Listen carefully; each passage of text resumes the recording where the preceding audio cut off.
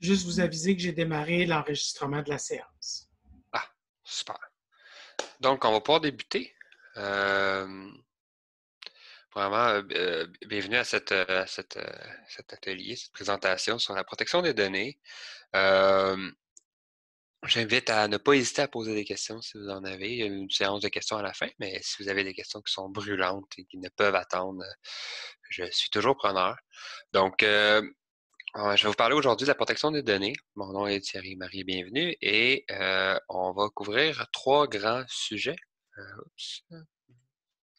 Voilà. Donc, aujourd'hui, on va parler de, bon, premièrement, qui suis-je là? Qu'est-ce que je fais? Qu'est-ce que je fais au travail, mais qu'est-ce que je fais aussi en dehors du travail? Euh, on va parler de qu'est-ce que la protection des données en mode agile? C'est quoi? Qu'est-ce que ça mange en hiver? Qu'est-ce que ça fait? Comment qu'on structure une stratégie de protection de données? Comment ça s'opérationnalise? Comment ça se travaille? Puis finalement, on va parler d'un cas typique là, de détection et de réponse qui va couvrir deux cas typiques. Là, vous allez voir, c'est rien de bien complexe, mais c'est quand même des cas très courants dans les organisations. Donc, qui suis-je? Donc, comme c'est écrit, je m'appelle Thierry Marié, bienvenue. J'ai une maîtrise en gestion de projet. Dans le fond, vous voyez, là, j'ai mis les petits titres après, là, juste pour dire, dans le fond, que j'ai plusieurs certifications et je sors pas de n'importe où, là, je connais quand même mes affaires. Donc, au niveau parcours scolaire, bon, j'ai un bac en administration des affaires, une concentration système d'information, donc une concentration TI. J'ai aussi une maîtrise en gestion de projet MGP, pour ceux qui ne le savent pas, c'est une maîtrise en gestion de projet, profil coopératif. Donc, j'ai vraiment un background TI et chef de projet. Et finalement, j'ai, jusqu'à tout récemment, terminé ma scolarité de PhD en génie industriel à Polytechnique. Euh, j'ai décidé d'arrêter le PhD pour me concentrer sur ma carrière pour l'instant, mais j'ai pas non à retourner finaliser ce PhD-là. Donc, parcours scolaire, bien simple, je ne vais pas nécessairement trop passer de temps là-dessus. Si vous avez des questions, ça va me faire plaisir d'y répondre. Euh, Ça reste que ça vous donne une idée un peu de l'expérience que j'ai. Ensuite, parcours professionnel. Donc, j'ai été chef de projet TI, donc ça va avec ma maîtrise en gestion de projet à la fondation de l'UQAM. Vous imaginez que j'ai fait ma maîtrise à l'UQAM. J'ai été PCO, dans le fond, Project Controller Officer, c'est comme le contrôleur de projet, plus budget, échéancier et compagnie. J'ai été chargé de livraison, toujours chez Desjardins, donc responsable de la livraison, infrastructure des projets avec un côté plus technique, donc gérer l'équipe technique de livraison de projet. Et là, j'ai eu l'opportunité d'être tech lead en protection des données chez Desjardins, encore une fois. Ça, c'était jusqu'à tout récemment. Puis là, je suis, depuis à peu près un mois, le product owner du projet de protection des données chez Desjardins en sécurité. Donc, vous voyez, je vraiment touché à plusieurs trucs, mais ça reste que je reste en mode projet, donc ça va rejoindre mon profil de chef de projet, chargé de projet et compagnie. Et là, je me disais, tu sais, bon, parcours scolaire, parcours professionnel, mais c'est pas juste ça qui parle d'une personne. Les hobbies, qu'est-ce qu'on aime faire autour? Ben là, je suis un geek, là. J'aime ça, les jeux vidéo classiques, là. Les comic books. Vous voyez le Batman et compagnie, là, j'ai une belle collection de comic books chez nous. Et j'aime faire du vélo, donc rien de bien compliqué, là, partir avec mon vélo, partir une heure ou deux, là, ça fait du bien, une vingtaine, trentaine de kilomètres, ça fait toujours du bien. Pour les jeux vidéo, il y en a peut-être qui se demandent, là, ce temps-ci, je viens d'acheter le Super Mario 3D All Stars là, sur la Switch, là, puis ça fait revivre des beaux moments de rétro gaming, kind of. Donc, je trouve ça toujours très intéressant. Donc, voilà, c'est un peu moi. Donc, j'ai vraiment un profil chef de projet TI, puis jusqu'à relativement tout récemment, depuis dans le fond quasiment 2 ans, des projets en sécurité, plus précisément en protection des données et en protection contre la fuite de données. Donc, c'est surtout là-dessus qu'on va parler pour aujourd'hui. Est-ce que vous avez des questions sur la première partie à date, là, sur qui je suis? Sinon, vous en aurez plus tard, il n'y a pas de problème. Un petit 5 minutes pour me présenter, c'est toujours bon. All right. Donc, Focus sur la protection des données en mode agile. Donc là, on va parler de la protection des données en mode agile. C'est quoi la protection des données? Premièrement, après ça, c'est quoi le mode agile, puis comment on met les deux ensemble. C'est là qu'on va commencer à parler de la protection des données. C'est quoi la protection des données? Là, il y a une belle petite définition qui est de mettre en place des capacités de sécurité. Donc, des outils, des outils, des méthodes, des processus, de la prévention et compagnie, pour protéger les données et réduire les risques de fuite intentionnels ou pas. Souvent, on mélange protection de données avec DLP, Data Loss Prevention ou Data Leak Prevention. Ça va souvent ensemble. Donc, on veut protéger la donnée. Comment qu'on protège la donnée? Peut-être souvent avec des outils de DLP, donc des outils de prévention contre la fuite de données. Parce qu'ultimement, la protection de données, ça se veut une, une capacité de mettre en place des capacités pour empêcher cette fuite-là. C'est quoi la portée? Ben, donner au repos, donner en mouvement, donner en utilisation. Donc, on a vraiment trois états de la donnée, données qui sont au repos, donc sur les disques durs, sur les serveurs de fichiers, et données en mouvement, donc sur le réseau, en échange entre des gens, les données en utilisation, donc vraiment sur le poste, ce que je suis en train de vous présenter, donc je suis en train d'utiliser la donnée PowerPoint que je vous présente. C'est vraiment les trois types de données. Puis là, comment qu'on structure une stratégie de protection de données, maintenant qu'on sait qu'il faut mettre en place des capacités, bien, il y a plusieurs trucs. Donc, on doit prévenir, on doit protéger, on doit détecter, puis on doit répondre selon les détections qu'on a faites. Donc, la première étape, c'est de prévenir. Et là, comment qu'on prévient tout ça? Ben, c'est avec la gouvernance, la gouvernance de sécurité. Par exemple, mettre en place les encadrements, les bonnes pratiques et compagnie. Les sensibilisations. Donc, on veut s'assurer que les gens soient sensibles à la cybersécurité. Puis là, on est dans le mois de le Cybersecurity Awareness. Ben, c'est exactement ça. Donc, de sensibiliser les gens à la cybersécurité, ça aide beaucoup à prévenir la fuite de données non intentionnelles. On s'entend. De la formation aussi, s'assurer que les utilisateurs comprennent vraiment comment utiliser les outils pour prévenir ce genre de fuite-là. Quand on envoie un courriel, ben, on s'assure de valider. Si on envoie de l'information confidentielle par courriel, ben, on s'assure de valider à qui on l'envoie. On valide plus qu'une fois pour être sûr certain que ça ne soit pas dans les mains d'une mauvaise personne. Ensuite, les encadrements, j'avais déjà dit, dans le fond, qu'est-ce qu'on doit utiliser, comment qu'on doit utiliser tel outil, comment qu'on doit partager ce genre d'informations-là ou tel type d'information. Et finalement, ben, des outils sécuritaires. Donc, on met en place des outils qui sont sécuritaires, qui permettent l'échange de données de façon saine et, bien entendu, sécuritaire. Ça, c'est la prévention. Mais là, prévention, c'est un peu en dehors du giron du projet de protection de données chez Desjardins. Donc, je suis le product owner. Pas qu'on ne fait pas de prévention, mais on travaille avec les gens qui sont spécialisés dans ce genre de prévention-là, donc côté communication, sensibilisation et compagnie. Donc, on travaille avec plusieurs équipes à ce niveau-là. On va pouvoir en parler un peu plus tard, comment comment c'est tout interrelié. Mais là où est-ce qu'on commence la protection de données, c'est vraiment au niveau de la protection. Donc, protéger, vous voyez à droite. Donc, on parle de comment on protège la donnée. Ben, la gestion des accès, bien entendu. Donc, si les gens n'ont pas accès à la donnée, ben, ça règle le problème. Seulement les personnes qui doivent avoir besoin, qui doivent avoir accès à la donnée, ont accès à cette donnée-là. La classification et le chiffrement des données. Donc, qu'est-ce qu'on veut dire par là? C'est qu'on classifie la donnée. On dit, ce document Word-là est un document de type public. Donc, il peut se promener dans le public. Ça peut être n'importe qui a accès à ça. Ça peut être des journalistes. Il n'y a pas de problème. Quelqu'un de malveillant, ça ne change rien. Il n'y a aucun impact là-dessus. Alors que si on classifie les données comme étant secret, mettons des données, mettons des documents, un contrat d'acquisition pour une autre entreprise, ben ça, c'est secret et on ne veut pas que ça sorte. Donc, on classifie l'information. Et là, avec ça, souvent vient un chiffrement. Quand on dit un chiffrement, donc on s'assure que la donnée ne soit pas lisible par quelqu'un qui est non autorisé. Donc, on s'assure d'appliquer des règles d'accès et de chiffrement pour être sûr et certain que seulement les personnes autorisées peuvent avoir accès.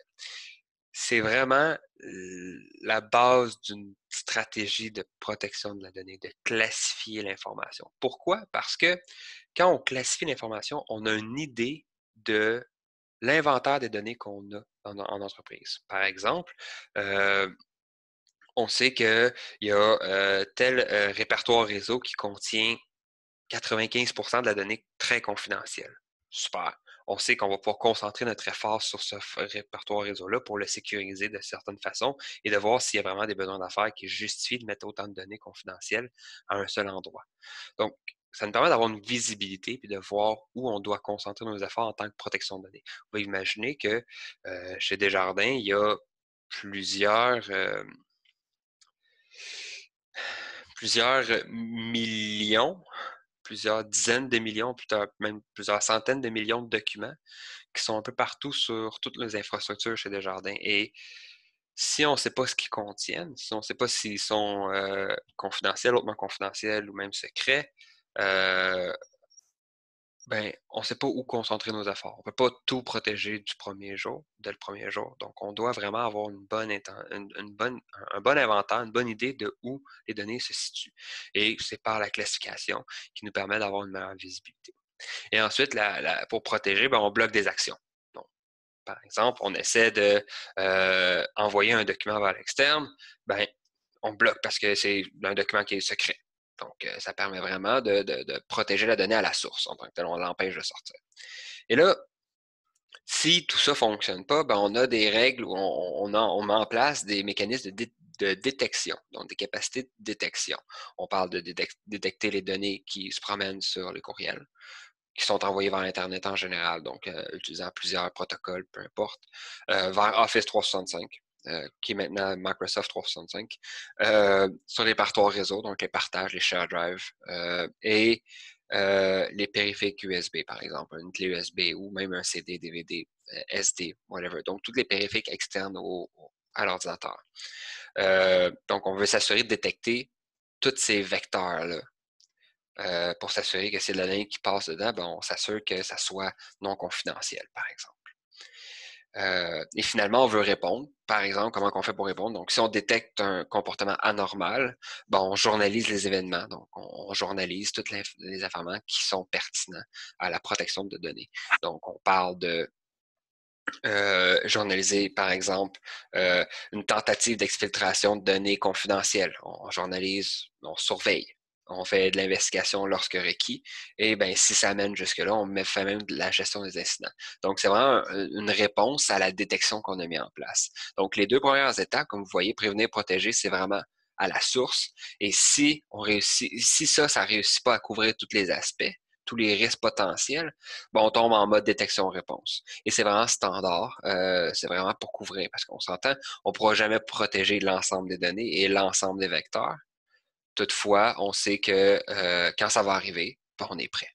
C'est avec la détection et la réponse qu'on peut couvrir ces éléments-là. Ça va pour là? Ouais. Vous me le dites si je vais trop vite. Hein? Est-ce qu'il y avait des questions? Non, c'est bon. Super. Pas long.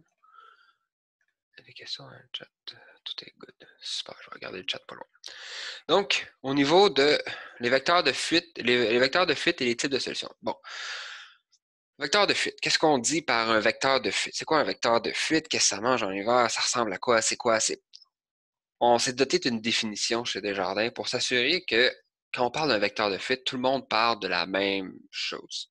Donc, c'est une méthode, un moyen, un canal qui permet de transmettre l'information de façon illégitime. Dans le fond, de l'amener d'un état qui est tout à fait légitime, donc un état A, à un état B qui est un état qui est illégitime. Donc, par exemple, sur votre poste et vous l'amenez sur votre poste dans votre poste corpo mettons de Desjardins, et vous réussissez à l'amener sur votre poste non corpo, votre poste personnel. Ça veut donc dire que vous l'avez amené vous avez réussi à la transmettre l'information de façon illégitime et de l'amener à une destination qui était non légitime.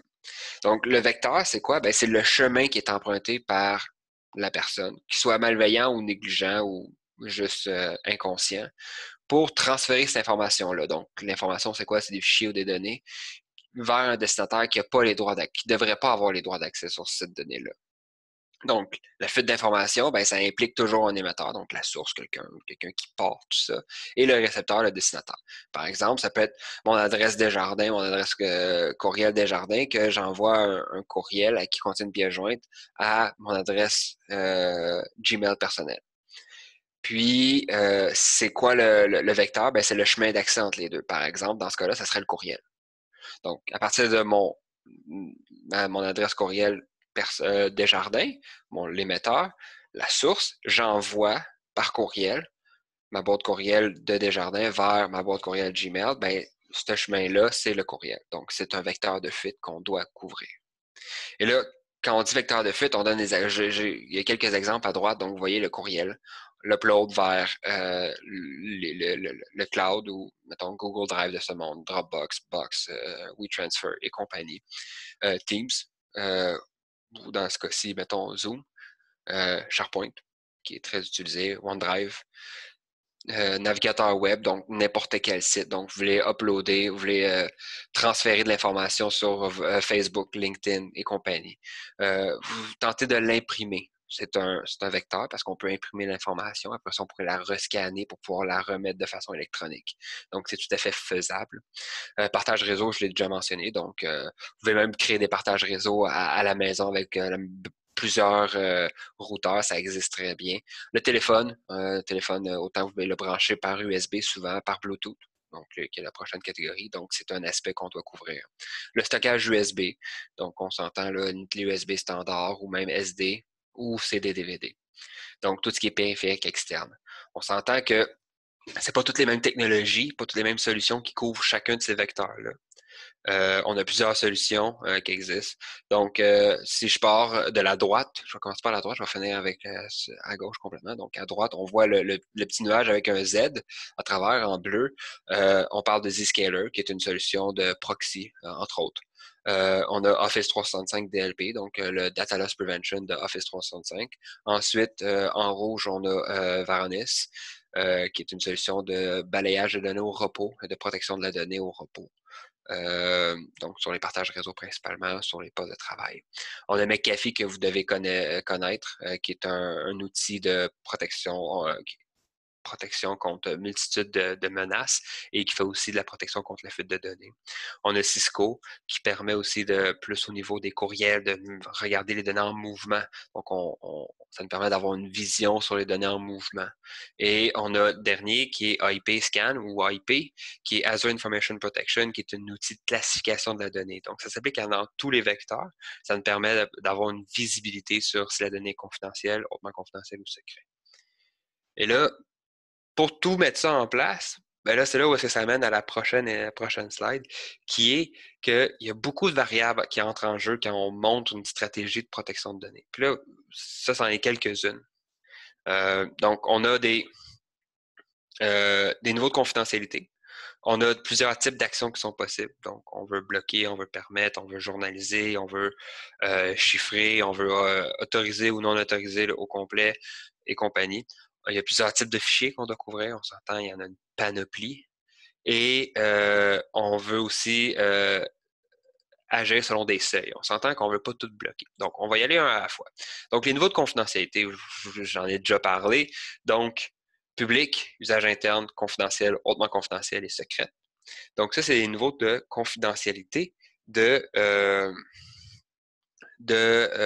sont utilisés chez Desjardins. Là. Ça donne vraiment une idée. Là.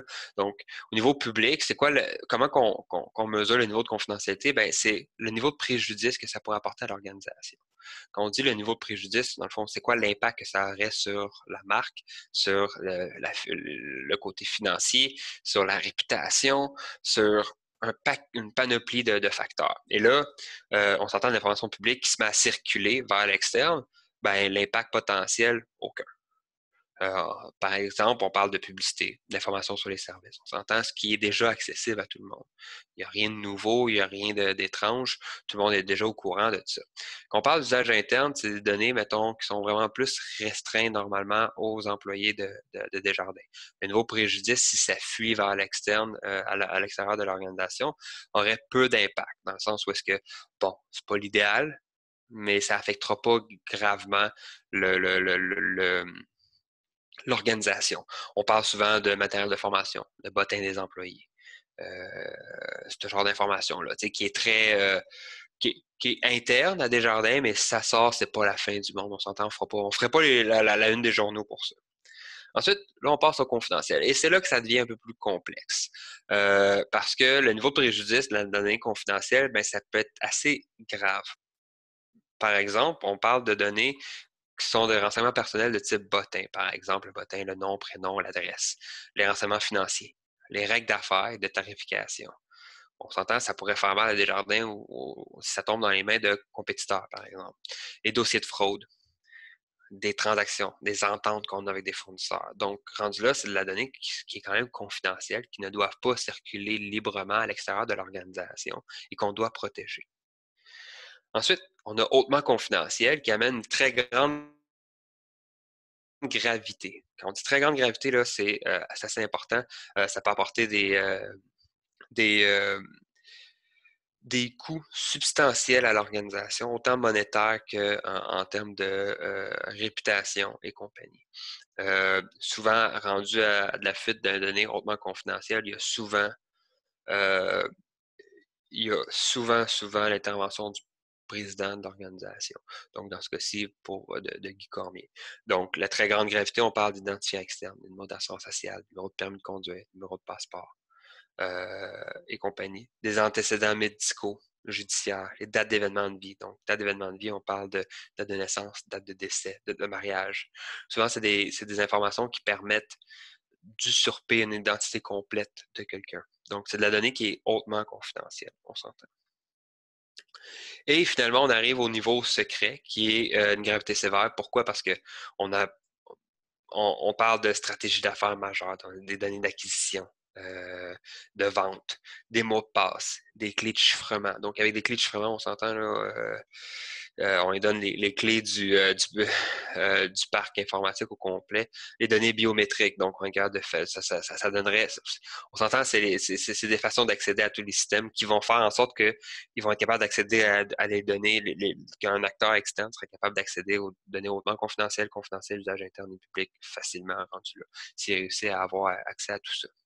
Donc, ça, c'est les 5 niveaux de confidentialité qu'on a. Et selon ces niveaux-là, ben, on va agir différemment. On s'entend. De la donnée secrète, ben, on va s'assurer que ça ne sorte pas. Peu importe ce qui arrive, il ne faut pas que ça sorte. Hautement confidentiel, même chose.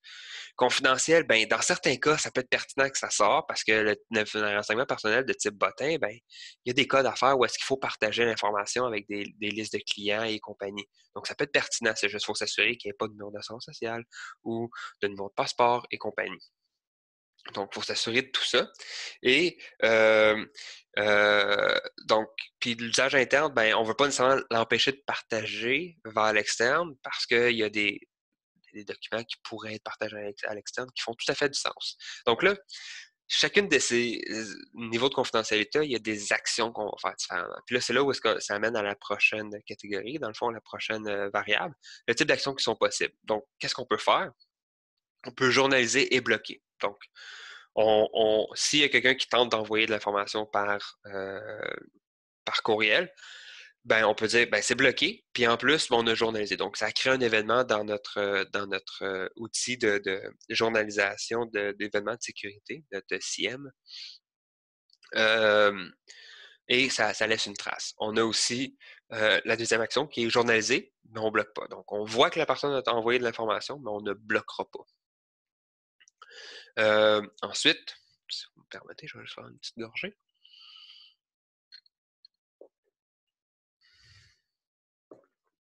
On a la troisième action qui est journaliser et bloquer sous des conditions. Par exemple, les conditions, on va le voir un peu plus tard.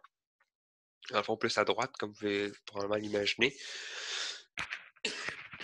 selon des conditions, des seuils, ou si c'est chiffré ou si c'est pas chiffré, par exemple.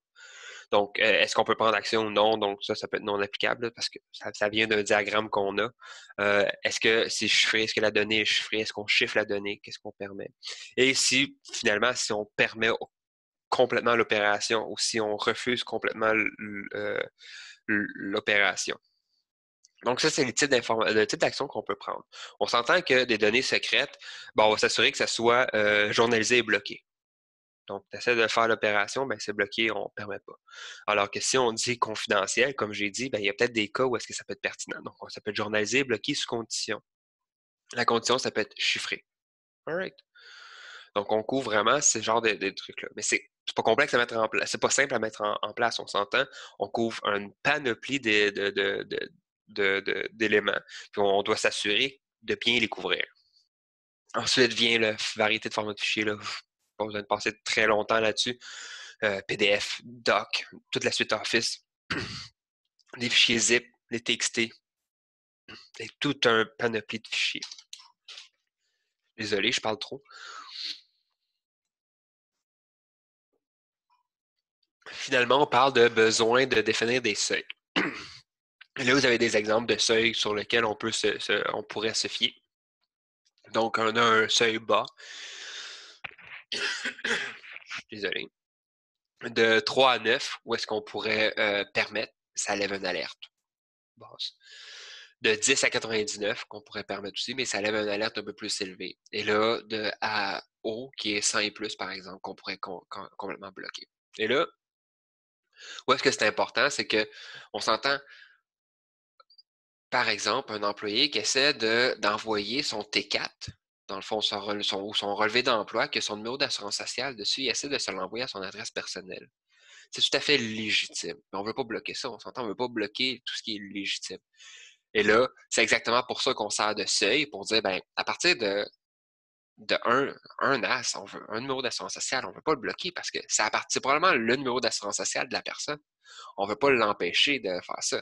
Donc, il faut s'assurer de bien mettre nos règles de protection contre la fuite de données, contre la protection des données, en considérant tous ces aspects-là, mais en considérant aussi le côté humain, puis le côté derrière, le côté personnel aussi des choses. On ne veut pas, empêcher les gens d'utiliser les outils. Donc, est-ce que vous aviez des questions sur ces éléments-là? Non. Ça va? Donc, contextualisation et sensibilisation. Donc, dans cette période d'intense télétravail comme actuellement, chez Desjardins, on a migré de Skype vers Teams.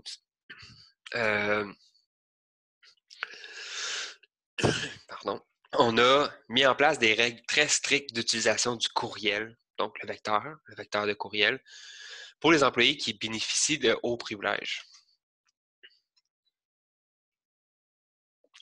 Quand on dit les hauts privilèges, c'est quoi? C'est des gens qui ont des privilèges très élevés dans l'organisation, donc ils peuvent faire des manipulations sur des systèmes, sur des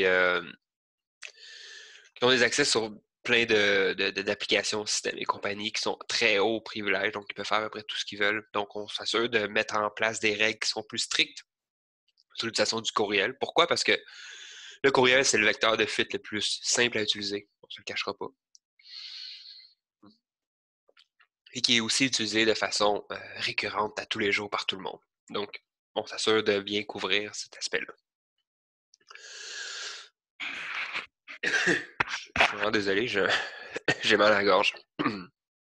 Donc, prends le temps de prendre une gorgée d'eau, Thierry. Il reste beaucoup de matériel, mais je vais être sûr de ne pas manquer de temps. Donc, ensuite, l'utilisation restreinte est sur autorisation de périphériques. Donc, on parle de périphériques externes. Un peu comme je mentionnais tantôt, on parle de USB, imprimante et compagnie. Justement, la restriction d'impression. Donc, on ne veut pas que les gens impriment à domicile s'ils n'ont pas un besoin d'affaires qui est justifié. Donc, on parle autant de papier que PDF, impression PDF.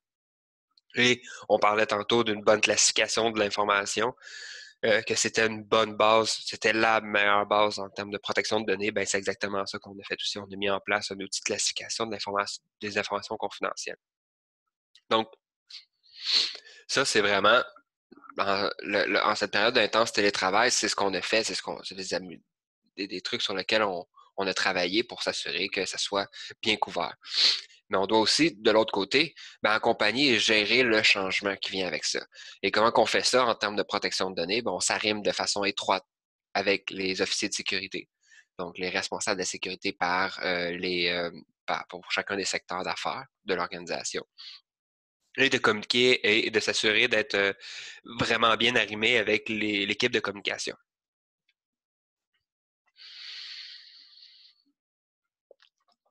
Ensuite, on a un processus de vigie interne qui a été mis en place,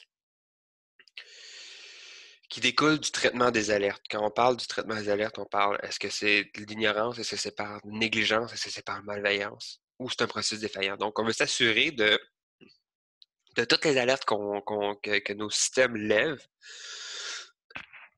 mais on veut s'assurer de savoir ça rentre dans quelle catégorie. Est-ce que c'est de l'ignorance, est-ce que c'est de la négligence, est-ce que quelqu'un de malveillant qui tente d'exfiltrer de l'information? Ou c'est un processus que ça fait 20 ans, 30 ans, peut-être même 50 ans qui est en place et qui est défaillant, qui ne répond pas aux normes de sécurité actuelles. Non, je pense pas que ce soit un rapport. Je viens de voir le chat, ça va, ça devrait pas être un mal de gorge. Je pense que je parle trop.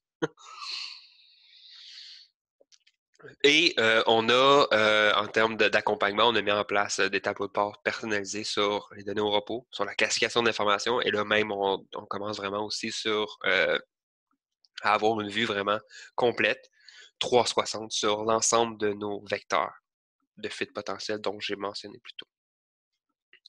Donc, est-ce que ça va pour ça? Est-ce que vous avez des questions? Je vais en profiter pour continuer à boire. Je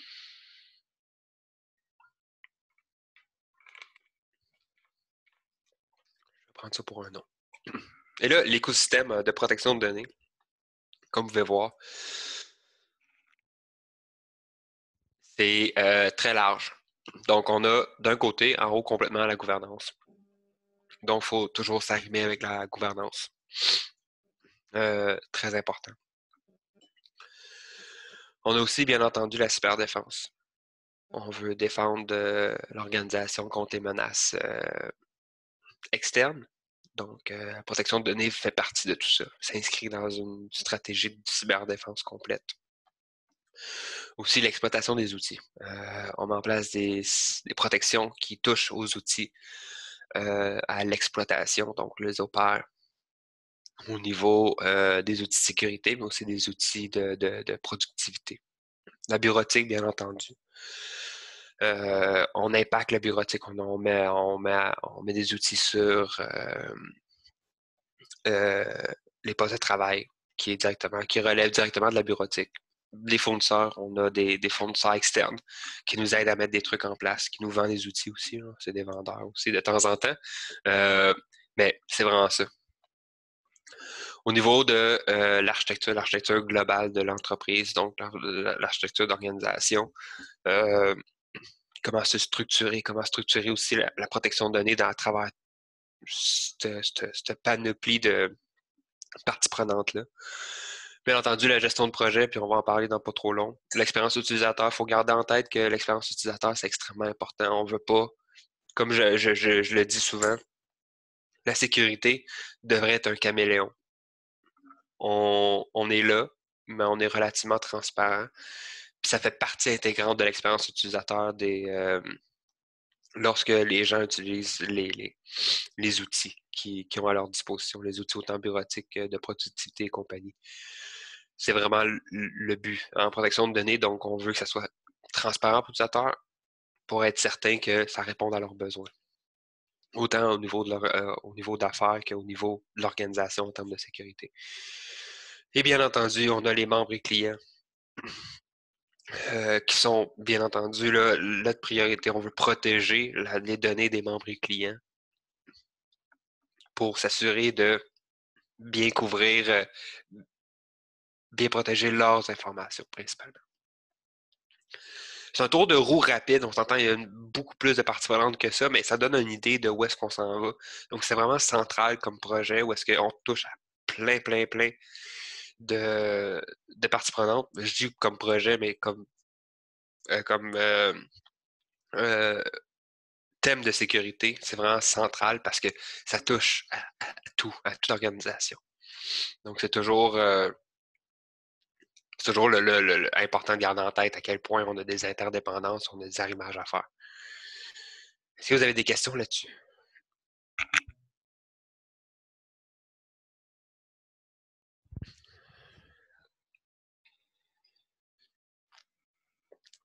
OK. Et là, le mode agile. Qu'est-ce que le mode agile? Est-ce qu'il y en a parmi vous qui ont déjà travaillé dans un mode agile? Vous pouvez enlever le mute. Non. Non? Personne? OK. Donc, mode agile, c'est un mode de livraison de projet. Qui s'assure de livrer de façon continue. Donc, c'est un mode de livraison de projet en continu. Et pour s'assurer de livrer de la valeur le plus rapidement possible pour l'organisation. Là, vous allez dire, ouais, mais c'est pas ça les projets qu'ils doivent faire. La seule chose, c'est qu'on livre vraiment en petits incréments. Là, vous voyez à droite dans la présentation, incrément. Donc, le but, c'est de livrer un incrément de valeur. Donc, de la valeur rapidement, le plus rapidement possible, dès le début, pour s'assurer d'avoir un feedback du client. Le client, ça peut être un client interne, comme ça peut être un client externe. Dans notre cas, chez Desjardins, c'est un client interne principalement. Et on veut livrer de la valeur le plus rapidement possible. Donc, comment ça s'organise tout ça? Mais dans le fond, il y a plusieurs rôles, il y a plusieurs responsabilités. Et il y a aussi un mode de fonctionnement. Donc, le premier truc que vous voyez à gauche, c'est marqué Product Backlog. Dans le fond, c'est le backlog. Dans le fond, c'est la liste des requis d'affaires, la liste de requis pour le projet. Donc, qu'est-ce que le projet doit faire? Qu'est-ce que le projet devrait livrer? C'est basé sur les requis d'affaires de l'organisation. Et c'est priorisé selon ce qui apporte la plus grande valeur pour l'organisation. Donc, en haut, complètement, on a quelque chose qui apporte vraiment beaucoup de valeur. Donc, c'est vraiment priorisé. Ensuite, à partir de ce product backlog-là, on fait un sprint planning. Un sprint planning, dans le fond, le mode agile, c'est Scrum, ça, là, dans le fond, dont je vous parle. Le sprint planning, c'est quoi? C'est qu'on planifie la prochaine itération. La prochaine itération, en général, un sprint, ça dure entre 2 et 4 semaines. Chez Desjardins, en général, c'est autour de 3 semaines. Donc, à peu près un mois. Donc, on planifie le prochain mois basé sur le product backlog. Donc, on sélectionne des éléments dans le backlog en tant qu'équipe, en équipe, sur qu'est-ce qu'on va être capable de livrer pendant les 3 prochaines semaines. Et là, les 3 prochaines semaines, on va créer un sprint backlog qu'on appelle, donc le troisième élément que vous voyez, qui provient, dans le fond, qui est une sélection de qu'est-ce qu'on est capable de livrer, qui va apporter le plus de valeur pour l'organisation pendant les 3 prochaines semaines. Et là, les 3 prochaines semaines, dans le fond, c'est justement le cercle qu'on voit ici. Donc, on fait un tour du cercle pour livrer en 3 semaines un incrément qui est l'objectif final. Donc, de quoi qui est livrable. Et là, vous voyez, il y a Daily Scrum juste au-dessus. Dans le fond, c'est qu'à chaque jour, l'équipe se rencontre pour savoir sur quoi l'équipe a travaillé, sur quoi qu'elle va travailler dans la prochaine journée. Puis, si on a des bloquants. Donc, on a l'équipe Scrum au complet, donc l'équipe de développement, l'équipe agile, qui se rencontre à tous les jours. Souvent, c'est un stand-up meeting qu'on appelle, donc on est un meeting debout, ça dure maximum 15 minutes. Donc, en 15 minutes, on fait le tour de tout le monde, on dit sur quoi vous avez travaillé, sur quoi vous allez travailler aujourd'hui, et est-ce que vous avez des bloquants ou besoin d'aide. Le but de tout faire ça, c'est de s'assurer que s'il y a des bloquants, ben, on les remonte right away, on les monte le plus rapidement possible et on s'assure aussi qu'on a vraiment une bonne communication dans l'équipe. Donc, on fait ça à tous les jours pour arriver à la fin du sprint et là, sortir, dans le fond, d'aller dans le sprint review à droite, où est-ce que on regarde, on inspecte et on inspecte ce qu'on a livré. Donc, pendant les 3 dernières semaines, on a livré de quoi pour l'organisation. Normalement, ça devrait être livrable en production. Donc, c'est fait de A à Z. Donc, on a livré quelque chose de concret pour l'organisation. On est arrivé à la fin du 3 semaines, puis on l'a mis en production, puis ça l'a amené de la valeur à l'organisation. Donc, on présente cet incrément-là, on présente ce qu'on a fait à une panoplie de parties prenantes, donc à toutes les parties prenantes qui sont les plus importantes. Donc, souvent, on va parler de le client, bien entendu, mais aussi toute autre partie prenante qui peuvent être intéressées à avoir ou qui a un impact aussi qui est intéressé à avoir l'incrément. Et une fois que c'est présenté, parfait, on fait une sprint rétrospective, donc la boîte qui est au-dessus. Donc, en tant qu'équipe, on se regarde, puis on dit comment on peut améliorer notre productivité, comment on peut améliorer notre travail, comment on peut s'assurer d'être plus efficace et compagnie. Puis on se critique, puis après ça, on met des choses en place, puis là, on repart un sprint planning, puis on repart le cycle. Donc, ça, c'est le mode Scrum, qui est très populaire, là, qui est souvent, quand on parle de mode agile, on parle souvent de... Les gens entendent Scrum en arrière, là, mais il y a plein d'autres façons. Donc, c'est vraiment pour de la livraison de projets à haute valeur, avec beaucoup d'incertitudes. Pourquoi? Parce que on s'entend, on veut livrer, mettons, la construction d'une maison, il n'y a pas tant d'incertitudes, on sait, on construit une maison à partir de rien. On sait exactement par quoi commencer, puis comment le faire, puis les étapes, puis on peut attendre à la fin pour avoir la livraison complète pour toute la valeur. Alors que quand on parle, mettons, de développer un nouveau site web transactionnel pour Amazon, ben moi, je me dis, on va faire une première itération, une première version, puis on va aller valider avec Jeff Bezos, voir s'il est content. Puis s'il est content, ben, on va recevoir le budget pour le reste, ou on va recevoir le budget right away pour le faire en plusieurs incréments. Donc, on va livrer une première page, la page, mettons, de transaction, la page web du panier, par exemple. Donc là, ça suivrait, on irait dans le sprint planning, on dit, pour le prochain sprint, on va mettre dans le backlog du sprint, on va mettre la livraison de la page web du panier. Parfait, on fait 3 semaines, on livre tout ça. Rendu à la fin, on présente ça à Jeff. Jeff, il dit « Wow, good job, je suis content de continuer. J'aime le design. Il y a peut-être ce petit logo-là, je le changerai de place, si ça. OK, parfait, on repart. Puis on fait un autre incrément, puis un autre incrément, jusqu'à temps qu'on arrive à aller chercher toute la valeur possible. Et là, vous allez dire « Ouais, mais on pourrait faire ça aussi en projet normal, qui est considéré comme cascade. » Ben là, imaginez que vous partez le projet, mettons toujours pour le site web, de refaire le site web Amazon de A à Z. Là, vous partez sur une tangente, vous partez sur un visuel, vous le montez, vous le montez, vous le montez, vous le montez. Rendu à la fin, vous le montrez à Jeff Bezos, puis il dit « Ouais, mais c'est pas ça que j'avais en tête. » Donc là, vous avez travaillé pendant 1 an ou 2. Puis là, vous dites « Non, c'est pas ça que je voulais en faire, il faut recommencer. » C'est un peu risqué et ça serait plutôt dommage. Donc, il y aurait de la perte. Donc, le mode agile, le mode Scrum, permet d'aller chercher tout de suite une validation de où est-ce que l'organisation s'en va, où le projet s'en va. Et là, les rôles, là, c'est là où est-ce que la prochaine slide va pouvoir vous l'expliquer. C'est quoi les rôles dans tout ça? Dans le fond, le Scrum Team est constitué de 3 groupes de personnes ou 3 personnes. Non, plus que 3 personnes, mais il y a 2 personnes puis un groupe. Donc, on a le Product Owner, c'est moi dans le projet de protection de données. On a un Scrum Master et on a l'équipe de dev. Donc, le Product Owner, qu'est-ce qu'il fait? Ben, il est responsable de la vision du projet, du produit en tant que tel. Il est responsable de gérer les parties prenantes. Donc, c'est d'aller voir le client, de jaser avec les parties prenantes autour, qu'est-ce qu'on a de besoin, c'est quoi la vision d'organisation et compagnie. De prioriser qu'est-ce qui a le plus de valeur pour l'organisation en termes de livraison.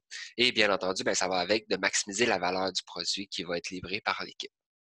Donc, s'assure de comprendre les requis, les besoins et de mettre ça dans une vision pour être certain que le reste de l'équipe livre en ayant cette vision-là en tête.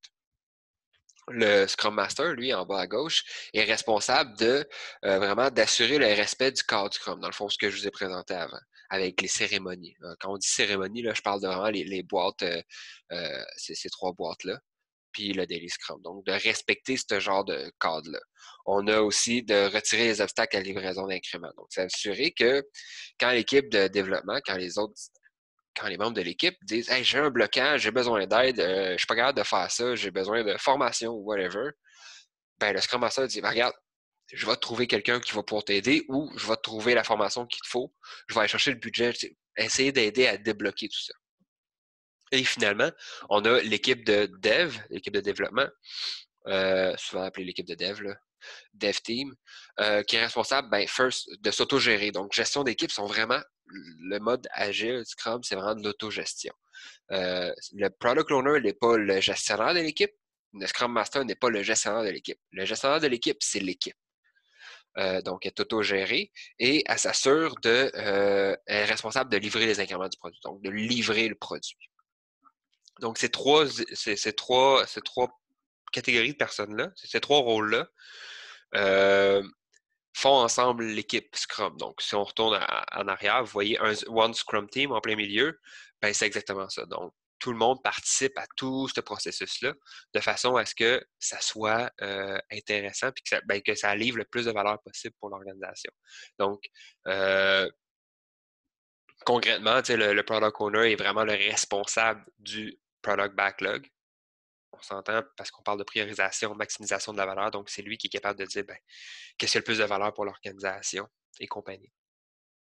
Puis l'équipe de dev est vraiment responsable de livrer l'incrément à droite. Est-ce que ça va jusque-là? Et là, Scrum, il y a 5 valeurs Scrum qui sont très, très importantes. Pourquoi? Parce que ça permet vraiment de mettre la table sur comment l'organisation de l'équipe va fonctionner. Donc, on parle d'un engagement. Donc, l'équipe, incluant le Product Owner, Scrum Master, mais l'équipe Scrum s'engage à livrer. Donc, est engagée envers le produit qu'elle est en train de livrer. On a un focus, c'est-à-dire qu'elle focus sur une tâche à la fois, elle focus sur ce qu'elle doit accomplir pour la valeur, de livrer l'incrément. On a aussi une ouverture, donc on s'entend, on fait les rétroactions régulièrement à chaque 3 semaines, donc il faut être ouvert à la critique, à s'auto-critiquer, mais aussi à se faire dire par le client hey, « c'est vraiment pas ça que je voulais avoir, c'est pas ça que j'avais en tête », c'est correct, c'est ça le but, ça sert à ça. Le respect, donc on a un respect autant du cadre Scrum que des personnes et de la façon que ça va fonctionner, et un courage de dire moi, je suis pas d'accord avec la vision que tu as amenée, la Product Owner. Je pense que ça serait ça, puis ce serait plus important pour l'organisation. Et là, d'en discuter. Donc, tout ça fait en sorte que ça amène une meilleure communication au sein de l'équipe, puis de simplifier les échanges pour maximiser la livraison de valeur. Et là, c'est là où est-ce que ça devient extrêmement intéressant, la livraison de valeur. Pourquoi? Parce que quand on parle d'un projet de protection de données, donc le Product Backlog, c'est moi qui est en charge en tant que Product Owner du projet de protection de données chez Desjardins. Donc, je priorise selon la valeur pour l'organisation, mais aussi selon les risques. Parce qu'on parle de sécurité. On s'entend que la valeur qui est livrée, c'est comment qu'on la mesure, c'est par la diminution des risques. Donc, on diminue les risques de fuite en mettant en place des capacités. Si on revient à la définition que j'ai donnée au début, c'est quoi la protection de données? C'est mettre en place des capacités pour mitiger le risque de fuite de données. Intentionnel ou non? Et là, ce qu'on doit faire, c'est mettre en place des capacités, des outils, des règles et compagnie. Donc, on a un beau backlog qui est énorme. Là. On a beaucoup de pain sur la planche. On en a pour probablement 3-4 ans encore, facile, qu'on doit prioriser. Donc, dans tout ça, il y a des priorités selon les risques, selon les événements, selon les nouvelles technologies qui sortent, selon les nouveaux outils, qu'est-ce qu'on est capable de faire. Donc, il y a un paquet de choses qui changent. Ça change régulièrement. C'est très, très dynamique. Et l'équipe, on se dit ensemble, voici les priorités pour l'année, voici les priorités pour les 3 prochains mois. Fait que pour le prochain mois, pour atteindre les objectifs du trimestre, qu'est-ce qu'on doit faire pour être capable d'atteindre tout ça? Et là, c'est là où est-ce que l'équipe, on se fait un sprint backlog pour dire, pour ce sprint-ci, on va livrer telle capacité de sécurité. Et c'est là que c'est un incrément. Et là, ça me permet de dire, ce risque-là, il est mitigé par la capacité qu'on a mis en place. Donc, c'est vraiment tout ça. Donc, c'est comme ça s'articule un mode agile. Est-ce que vous avez des questions sur le mode agile? Comme je vous ai dit au début, là, j'ai une maîtrise en gestion de projet, donc là, c'est mon dada. Là, j'ai étudié là-dedans en masse. Je connais bien ça. Si vous avez des questions, je connais aussi le mode, le côté plus académique. Je connais le côté pratique aussi. Donc, je suis entièrement ouvert à toute question à ce niveau-là. Est-ce que c'est clair pour le mode agile? Est-ce que vous avez des questions là-dessus? Moi, tout est clair. Ouais, pour moi aussi, tout est correct. All right. Parfait. Donc là, on va parler d'un cas typique. Là, si je ne me trompe pas, il reste à peu près 5-6 minutes. Après ça, on aurait un autre 5 minutes de questions. Un cas typique de détection et de réponse. Donc, Tu peux prendre un peu plus de temps si tu veux, hein? Je n'entends pas. OK, ben on va voir on va voir, mais dans le fond, je suis pas mal rendu à la fin. Je pense que le timing est bon. Deux cas typiques de détection dans le fond, typique de protection de données. Donc, on parle d'un processus de détection et de réponse en protection des données. Donc, on va commencer avec celui d'en haut. Donc, par exemple, comment ça s'articule notre protection de données? Donc, on a quelqu'un qui essaie d'envoyer un courriel vers l'externe. Il envoie un courriel vers l'externe. Donc, la première étape, c'est qu'on fait de la détection. Donc, on balaie le contenu et on balaie les pièges joints. Donc, ça nous permet d'avoir une détection, de voir est-ce qu'il y a de la donnée confidentielle là-dedans. Et selon les seuils, puis selon les règles d'affaires, ben, il va y avoir une réponse différente. Ça peut être un blocage du courriel. Ça peut être, on permet le courriel, mais on sensibilise l'utilisateur. Hey, c'était peut-être pas la meilleure chose à faire. Es-tu sûr? T'as-tu bien?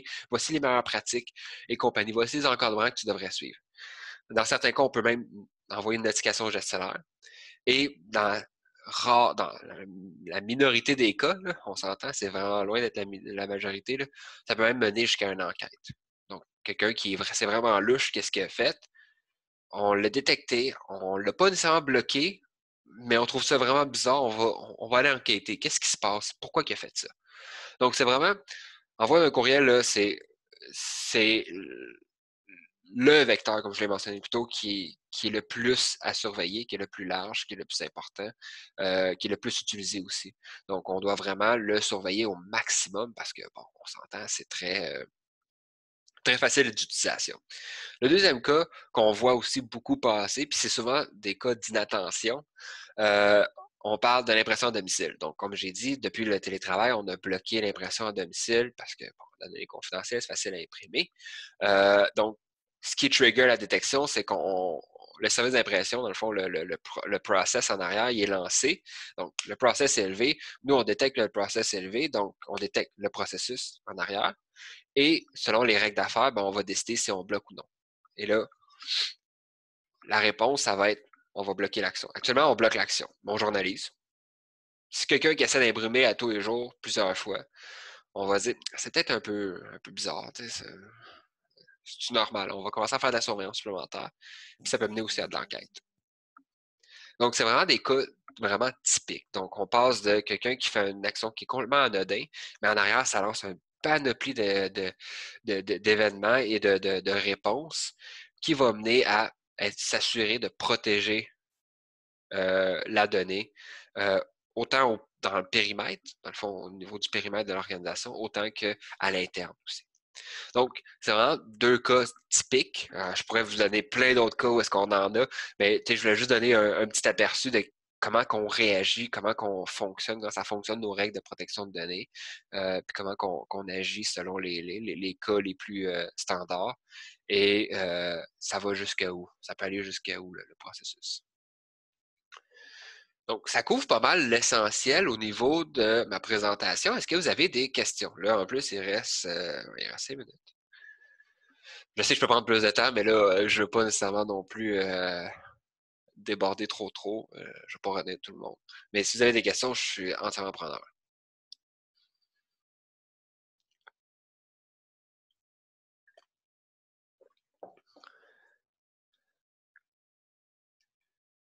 Ça veut dire que tout était clair? Tu pourrais nous montrer un autre cas. Oui, c'est ça. Je m'en allais. Un autre cas. J'essaie de trouver celui qui va le plus parler. OK, oui, on en a un. J'en ai un. Actuellement, par exemple, on tente de partager un document à partir de OneDrive. Donc, OneDrive qui est le OneDrive for Business. Tous les employés chez Desjardins actuellement ont un OneDrive for Business, un OneDrive personnel, dans le fond, qui est de Desjardins, qui vient avec l'abonnement de Office 365, qui est à peu près 1 téraoctet de mémoire. Là, donc, il y a de la donnée en masse qui peut rentrer là-dedans. Et on a relativement récemment permis le partage de documents vers l'externe pour ces cas-là, à partir de OneDrive. Donc, on peut envoyer un lien de partage à une adresse externe à Desjardins, à un Gmail, un Hotmail ou whatever. Et là, on s'entend que ça, on veut permettre de partager des documents parce que on s'entend actuellement, en télétravail, il y a beaucoup de gens qui ne peuvent pas se déplacer pour consulter des documents, remplir des documents, des PDF à remplir, par exemple, pour des demandes hypothécaires et compagnie. On ne veut pas empêcher les gens de partager des documents vers l'externe, mais en même temps, on veut s'assurer que ça ne soit pas une passoire. On ne veut pas que toutes les données confidentielles puissent passer par là. Donc, ce qu'on fait, c'est qu'on a mis en place des règles qui font en sorte que automatiquement, quand quelqu'un partage l'information, le document est balayé. Au repos, là, il est balayé sur le OneDrive et on s'assure que est-ce qu'il contient des données confidentielles? Si oui, puis selon les seuils, selon les règles d'affaires qui sont en place, on dit OK, on le permet ou non, on retire le partage. Donc, le lien ne fonctionnera plus. Donc, on dit plain and simple, la personne de l'autre côté va cliquer sur le lien, puis ça va dire non, le lien est expiré, il ne marche plus. Donc, c'est ce qu'on fait pour mettre, par exemple, OneDrive. Ça serait un autre cas qui est assez commun, assez populaire. Est-ce que ça répond un peu, Sonny, à ta question? Super. Est-ce qu'il y avait d'autres questions?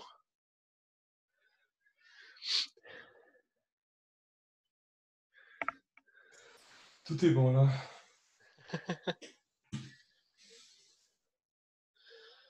Donc, est-ce que...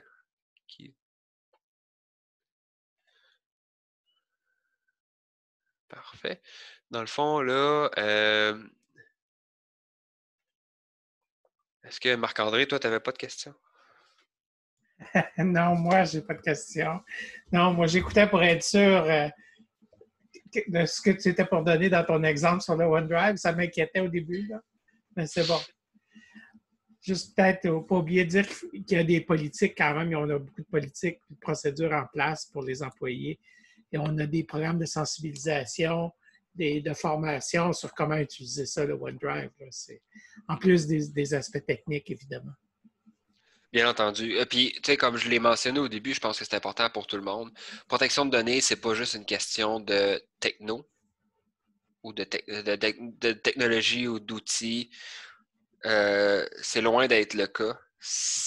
La première, une étape importante, c'est oui, avoir un inventaire des données, mais aussi la sensibilisation, la formation, l'accompagnement des utilisateurs pour s'assurer que les bonnes pratiques, qu'ils connaissent puis qu'ils savent c'est quoi.